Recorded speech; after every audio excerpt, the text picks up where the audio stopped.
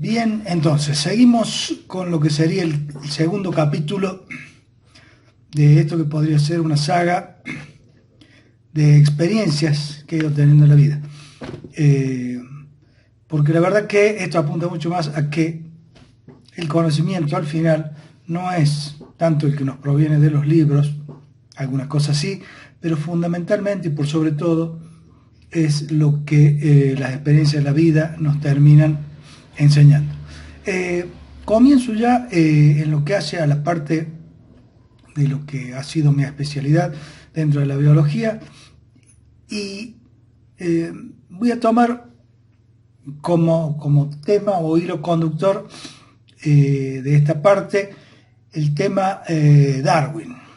Charles Darwin, no solo como, digamos, la influencia que ha tenido en la biología, sino como la influencia que ha tenido en el planeta Tierra y sobre todo en la sociedad occidental, donde hasta el día de hoy estamos, como espero que después se entienda, estamos sufriendo concepciones que se generaron a través de lo que parece a primera vista una cosa totalmente, digamos, sin ninguna mala intención, unas ideas que pueden parecer hasta, y siguen pareciendo a muchas personas, incluso a muchos científicos, ideas que son totalmente correctas, adecuadas, y que no han sido otra cosa que ideas que han funcionado como una especie de parásitos mentales que a lo largo de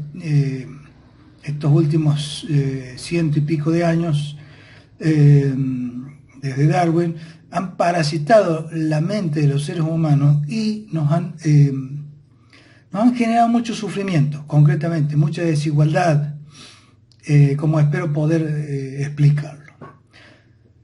Charles Darwin creo que es conocido mayormente por la población, sobre todo occidental. Está de más decir que es inglés y está de más decir que siempre se lo ha presentado, sobre todo en ciencias, como el que planteó la teoría de la evolución, teoría que vendría a explicar prácticamente todas las nociones que después se han tenido en biología se explican a partir de esa concepción. Recuerdo de que cuando hablamos de teoría de la evolución, justamente lo que estamos diciendo no es que sea un hecho la evolución, y menos como lo dice Darwin, sino que es una teoría, es decir, un planteamiento que es aceptado o no, como ya veremos, hay muchos que no lo aceptan, un planteamiento que explica que los seres vivos, ¿no?, irían evolucionando, y esto se debería, y ahí ya entra un poquito, quizás un poquito de parte técnica, a lo que decía Darwin. Quiero aclarar una cosa: en los tiempos que vivió Charles Darwin, ya se había hablado hacía más de 70 años, por lo menos, estamos hablando en Europa, ya se había hablado de evolución, del cambio de los seres vivos, pero siempre se nos ha hecho creer que el que se iluminó y el que se descubrió, por así decir, este tema fue Darwin. Como digo, 70 o más años antes, hay científicos, el más desnostado fue Lamarck. Lamarck incluso hasta se lo ridiculiza, cuando a día de hoy, y revisando la forma como se expresaba Lamarck, es totalmente más consecuente con lo que es la idea de la evolución que la de Darwin. No obstante, sé que hay mucha gente que me va a escuchar y va a decir: uy, ¿qué está diciendo este hombre? No, siendo que Darwin es una especie de héroe máximo, sobre todo en biología y en ciencia, cosa que no debiera haber, porque acá no se trata de héroes, pero siempre se presenta como una especie de iluminado que no ha sido superado ni lo será jamás.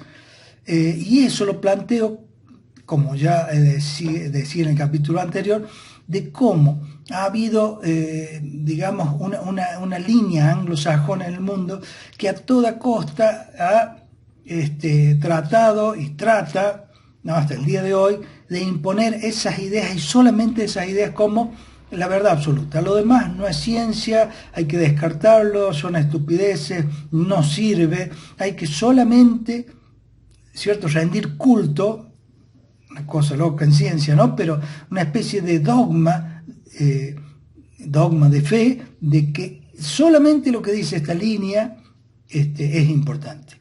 El problema es que Darwin, él dice, la verdad que hace el descubrimiento con otro señor que es Wallace, pero bueno, como Wallace no tenía plata y Darwin sí, el que se llevó todos los laureles fue Darwin. Otro detalle lo voy a poner como perlita, a lo mejor para matizar un poco esto. El señor Darwin no trabajó en su vida, ni siquiera de biólogo, es decir, Darwin no era académico, no estudió biología. Darwin era un aficionado, ni siquiera a la biología, era un aficionado a la cría de palomas. No estudió biología, su papá era médico y de muy buena posición, por lo tanto, él intentó estudiar medicina, no duró ni un año, cuando tuvo que ir a ver cadáveres salió huyendo, y no. Luego de eso él intentó ser religioso, que tampoco, digamos, tuvo éxito en eso, y fue en esos tiempos cuando, como el joven Darwin era un poco disoluto, su papá lo manda a relajarse quizás o a encontrar su sentido en la vida, a dar la vuelta al mundo en un barco que fue el Beagle, donde supuestamente, digo de nuevo subrayo porque hay muchos datos, Darwin descubre o constata el cambio en los seres vivos y en base a eso después escribe su libro que es el origen de las especies, que sería donde plantea la evolución. Una aclaración: Darwin tenía su abuelo que era Erasmus Darwin, abuelo de Darwin, o sea que un montón de años antes que Darwin, el abuelo Erasmo hablaba de que había cambios en los organismos, es decir que Darwin ni siquiera esa idea fue de él, es decir, él repitió cosas que había escuchado de su abuelo.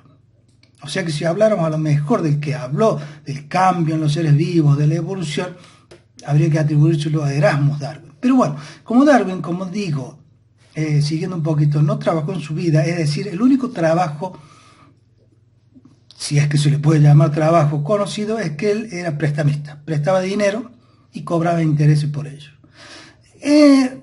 Como tenía dinero, escribió cosas y bueno, escribió mucho. Un libro muy famoso que fue El origen de las especies, y algunos deliberadamente no tan famosos, o casi que de esas cosas en ciencias ninguneadas, por así decir, de eso no se habla, algún otro librito que les voy a tratar de presentar ahora enseguida. Lo que digo es que Darwin dijo y observó de que había mucha cantidad es decir, alta capacidad reproductiva, es decir, los seres vivos se multiplican casi que diríamos por demás, es decir, tienen hijos en cantidades a veces exageradas, y que todos esos hijos hay variabilidad, o sea, no son todos igualitos, nacen algunos o más grandotes o más chiquitos o más gorditos o más flaquitos o lo que sea, o con que corren más rápido, otros más despacio. Entonces él dice, de toda esa variabilidad de distintos hijitos que hay en la descendencia, hay algo que se llama la selección natural, hace que se seleccionen los más aptos, es decir, los que tienen supuestamente alguna ventaja. La naturaleza, por selección natural, selecciona a esos mejores y descarta a esos peores. Entonces de ahí surge el tema de la supervivencia de los más aptos, y mucho se habló durante mucho tiempo de los más fuertes. No es exactamente los más fuertes, sino los más aptos. Es decir, ya ella se inserta, ¿no?, como idea de esta fabulosa teoría de que hay mejores y hay peores. Hay algunos que la naturaleza los seleccionan porque ellos son mejores. Después de ahí dar un paso a superiores no hay nada. Si hay algunos que son más superiores y otros que por ser inferiores son descartados, o sea, no sirven. Esos no mueren, son eliminados, ¿no? En cambio, fíjense, y de nuevo recalco, Lamarck ya hacía 70 años que había hablado todo él hablaba de otra, completamente otra forma de verlo. Lamarck nos decía de que en los seres vivos había, en una forma natural, una tendencia a ser esos seres cada vez más complejos. Entonces, hablaba como una especie de espíritu que había en los seres vivos, por así decirlo, por usar una palabra, algo, una fuerza interna que la llevaba a los animales a mejorar, o en esa mejora iba a adaptarse mejor a las condiciones del medio. Entonces él hablaba de esa tendencia natural hacia la complejidad y también el desarrollo de adaptaciones al medio, que al final es lo que hacemos los seres vivos. El medio por ahí va cambiando y los seres vivos tratan de irse adaptando a ese medio nuevo, ¿sí? Entonces, por eso la función, es decir, el uso o la necesidad de usar cierta cosa, al final termina creando los órganos de los seres vivos, ¿no? Es decir, nosotros tenemos esto que es la mano, que en el caso de nosotros, por el hecho de haberla usado para tomar cosas, ¿no? Es lo que ha generado, digamos, el desarrollo, por ejemplo, en este caso un órgano, diríamos la mano. Y otra cosa que habló Lamarck, por las cuales se le han reído durante 200 años, era que los hijos heredaban ciertas características que habían logrado formar los padres. Entonces, eso es una brutalidad, es una tontera, porque los hijos no heredan ciertos caracteres nuevos que tengan los padres. Una cosa muy extraña, y a día de hoy yo le cito a una autora como fue Lynn Margulis, que justamente si hay algo que toda su vida la lleva es a comprobar que hay caracteres adquiridos que al final terminan pasando a los padres. Claro, en aquellos tiempos apareció un científico, que fue un señor que se llamó Weissman, y el hombre lo que hizo dijo, bueno, listo, voy a tomar rata y le voy a cortar la cola, y a la rata que yo le corto la cola, los hijos deberían heredar ese carácter nuevo que es no tener la cola. Lo hizo con, no sé, como por 20 generaciones de rata, y bueno, obviamente le cortaba la cola y los hijos nacían con cola. Pero eso fue la experiencia científica que demostró que un carácter adquirido por un padre no pasa al hijo, es decir, se le corta la cola y el hijo va a nacer con cola. Claro, en una experiencia tan burda, obviamente que no se da. Obviamente que no se da. Pero si nosotros hablamos de otros cambios que pueden ser a nivel molecular o a nivel de cierta función, pequeña variante en la función de un órgano, sí se hereda. Eso se comprobó en lo que se llamó la hambruna holandesa. Cuando Hitler invade Holanda, los holandeses, a los fines de no permitir o resistir ante el dominio de Hitler, lo que van haciendo los holandeses es quemando todos los campos, todas las cosechas de los campos y replegándose. Y los toma el invierno en eso, es decir, llega el invierno y ellos con todos los campos, la comida quemada, y bueno, realmente es un invierno donde hay una hambruna terrible. Pasada la guerra y ya siendo totalmente adultos, esos bebés, los que estaban todavía en el vientre de la madre, en esa hambruna holandesa, los bebés, ya eran personas grandes. Y un señor, como siempre pasa en ciencia, un científico investigando otras cosas, investigando el tema de la obesidad y de la diabetes, encuentra con que todas esas personas que ahora eran diabéticos y eran de sobrepeso, habían estado siendo todavía no nacidos en el vientre de la mamá ese invierno de la hambruna holandesa. Es decir, esas mamás sufrieron un hambre atroz. Y esos bebés, en el útero de la madre, recibieron esa información en sus cuerpitos que ahí afuera había un hambre terrible, no había comida. Entonces sus cuerpitos se volvieron terriblemente económicos. Cosa que esas personas comen, la guardan. Entonces, pasados los años, esa generación era de obesos y diabéticos. No solo eso, después lo que se pudo comprobar es que los hijos de esos obesos y diabéticos por la hambruna holandesa, ¿sí?, los hijos de esas personas también tuvieron una altísima tendencia a ser diabéticos y obesos. O sea que ya eran los nietos de aquellas mamás que habían sufrido la hambruna holandesa.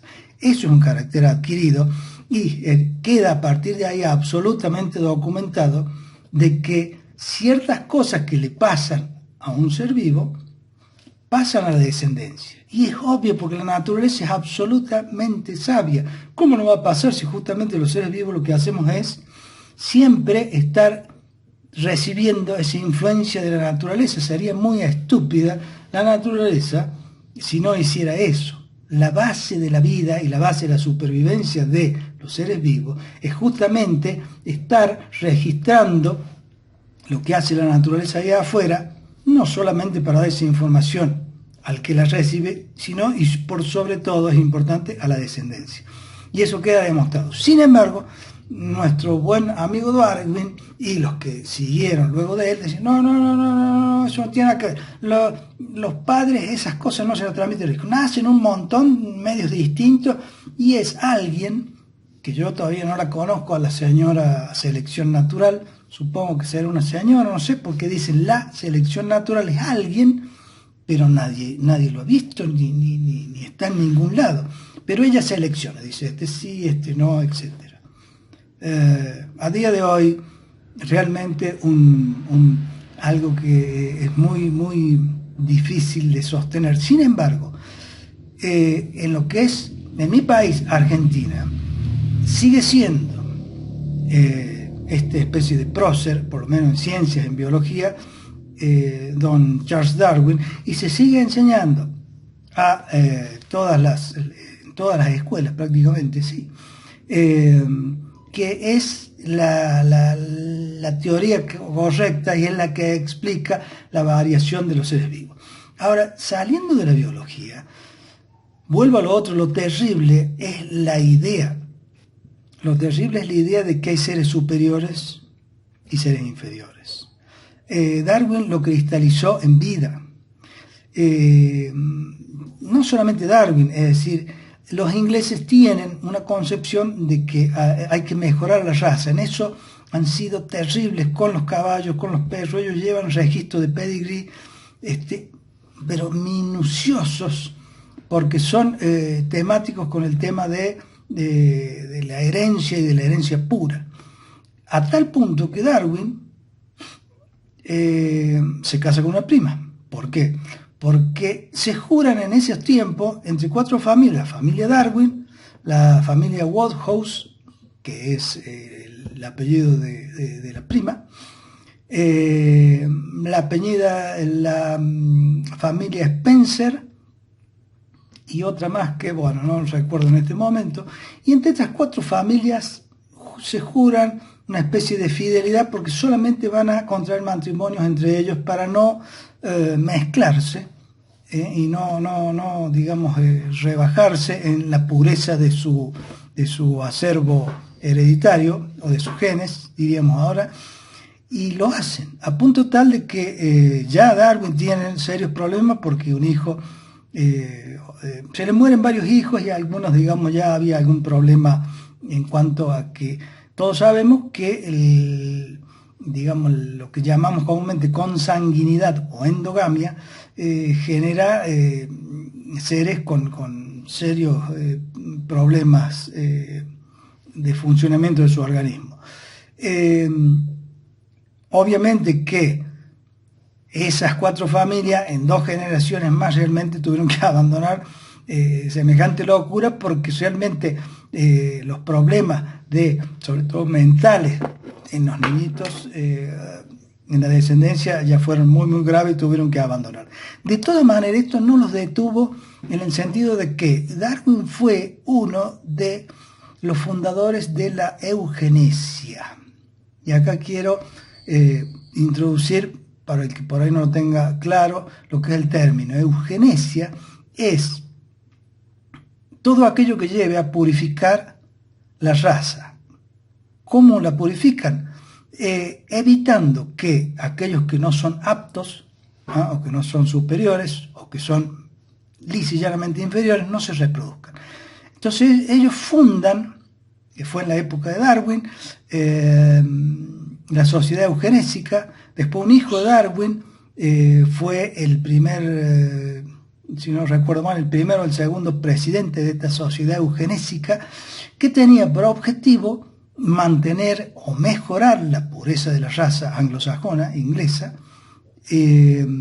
O sea que ellos le dedicaban a esta cuestión mucha importancia. Vamos a hacer un paréntesis aquí y luego seguimos.